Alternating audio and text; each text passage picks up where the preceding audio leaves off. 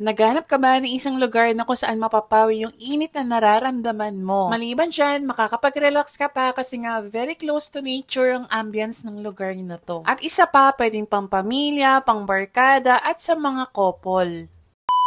So ito na nga, welcome to California Breeze Campsite and Cottages. Matatagpuan ito sa may barangay Banabasser na Indang, Cavite. Traceable naman po siya at pwede rin kayong kumamit ng Google Maps. Ito nga pala yung pinaka-entrance nila na merong sasakyan nakapark sa taas. Huy!